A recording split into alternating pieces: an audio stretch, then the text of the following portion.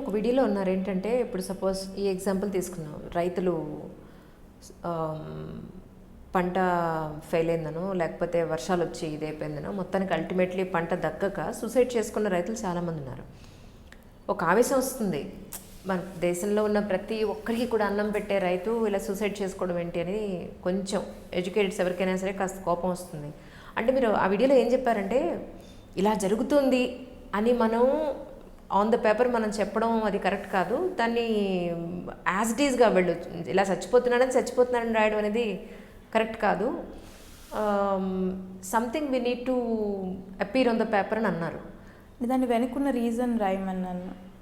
అది ఒక్కసారి నాకు ఒకసారి ఎక్స్ప్లెయిన్ చేస్తారా? అండ్ యాక్చువల్లీ నాకే అర్థం కాదు, అంటే మన నిజాన్ని రాయకూడదా అనేది ఒక క్వశ్చన్ నాది. నిజాన్ని రాయకూడదు అనేది కాదు, అంటే నాకు తెలిసి నేను చెప్పింది రైతుల గురించి కాదు, ట్రైబల్స్ గురించి.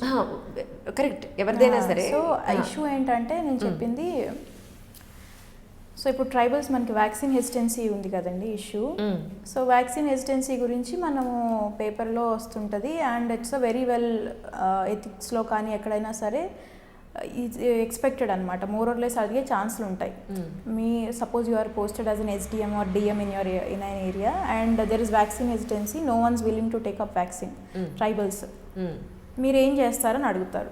ఓకే, మనము అప్పుడు మోస్ట్లీ సివిల్ సర్వీస్ ఆస్పిరెంట్స్ అయినా ఎవరైనా సరే ఏం రాస్తాము, వాళ్ళ ముందుకెళ్ళి మనం వ్యాక్సిన్ తీసుకుంటాము, వాళ్ళ గ్రామ హెడ్స్ ఉంటారు కదా, పంచాయత్ హెడ్స్, వాళ్ళని వీళ్ళ ముందు తీసుకోమని చెప్తాము. ఇవి ఏంటంటే కొంచెం ఇవే ట్రస్ట్, ఇవే చేయాలి కూడా, వాళ్ళు ఎలా అన్నా నమ్మకం కలిగించాలి, తీసుకున్నా మనకేం కాదు, తీసుకుంటే మంచి జరుగుతుంది. But this is a dead answer అని what I feel. Okay, dead answer అని ఎందుకు అంటున్నానంటే ఇట్స్ నోన్, మీరు బ్రెయిన్ వాడట్లేదు అందులో. Okay, right. ఇప్పుడు నేను సివిల్స్ కోసం చదువుతున్నానండి, daily I'm reading news paper, daily I'm trying to understand things, and I'm wanting to be a person who wants to go and serve on that platform కదా. ఇప్పుడు నేను ఎవరినైనా అడిగాను, మిమ్మల్ని అయినా అడిగాను, మీరు అదే ఆన్సర్ ఇస్తారు. అవును, అది how is it sowing my calibre? అంటే నన్ను తీసుకోండి మీరు UPSC కానీ ఎలా నేను చెప్తున్నాను, మిమ్మల్ని కూడా చెట్టచ్చు కదా మీరు అదే ఆన్సర్ ఇస్తేను. సో అది డెడ్ ఆన్సర్ అని నా ఫీలింగ్స్. డిఫరెంట్ అని కాదు, యాక్చువల్గా అసలు ప్రాబ్లం ఏంటి మీరు తెలుసుకోండి, ప్రాబ్లం తెలుసుకొని దానికి సొల్యూషన్ ఇవ్వండి. ఇలా డెడ్ ఆన్సర్స్ ఇస్తే ఇట్స్ అ వెరీ పైన ఇచ్చినట్టు అని నేను నా ఉద్దేశం. అంటే రైతుల గురించి కూడా మీరు చెప్పినట్టు వాళ్ళ క్రాప్ ఫెయిల్యూర్ అవుతుంది కరెక్టే, బట్ మీరు అదొకటే చెప్తే అది డెడ్ ఆన్సర్ అనమాట. దాని వెనకాల ప్రాసెస్ ఏంటి, వాళ్ళు ఎందుకు నమ్మటం లేదు, అవి ఇంపార్టెంట్. సో ఇది ఆర్టికల్ యాక్చువల్లీ పేపర్లో వచ్చింది. సో వాళ్ళు ఇలాగే చేశారు వ్యాక్సిన్కి, వాళ్ళ ముందు వ్యాక్సిన్ వేసుకుని అయినా ట్రైబల్స్ వ్యాక్సిన్ వేసుకోవట్లేదు.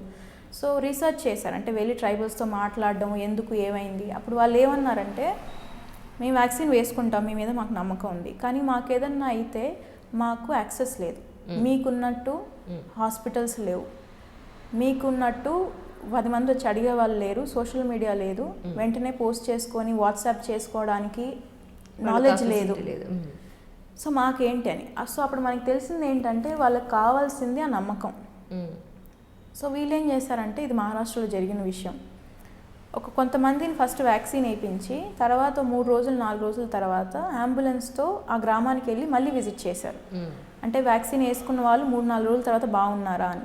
అప్పుడు గ్రామంలో అందరికీ ఏమనిపిస్తుంది, సరే మేము వేసుకున్నాం వీళ్ళని నమ్మి, వీళ్ళు కానీ మమ్మల్ని కేర్ చేశారు. So that is important. ఆ ప్రాసెస్ ఏంటి, అసలు రీజన్ ఏంటి, డెడ్ ఆన్సర్స్ రాయొద్దు. అసలు కరెక్ట్గా మీరు వాళ్ళ ప్రాబ్లం ఏంటి తెలుసుకొని రాయండి. వెంటనే సింపతి చూపించేయడము, it's not getting deep into the issue, you're not going to solve the issue with it. Farmers issue అయినా ఏ ఇష్యూ అయినా సరే, అంటే ఇప్పుడు ఇందాక నేను అన్నాను కదా, sociologically you do that analysis. మెన్కి ఇట్స్ అ ప్రొవైడర్ ఇష్యూ, అందుకని వాళ్ళు సైకలాజికల్ దెబ్బతింటారనమాట. నా పిల్లలకి నేను చదువు చెప్పలేకపోతున్నాను, అది బాగా దెబ్బతీస్తుంది వాళ్ళని.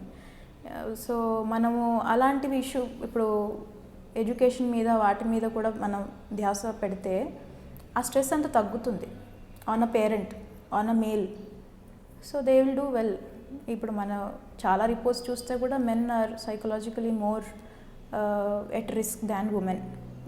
Why does that happen? These are the reasons. So that is why. And there is also another thing that women are more gregarious. So gregarious nature వల్ల they have more venting outlets Correct. for their problems, men are not. So as a society, if we can provide them more venting points to talk, then it becomes easier for them. So these are the points you should think and write. డెడ్గా రాస్తే నాకే వేయాలనిపించింది.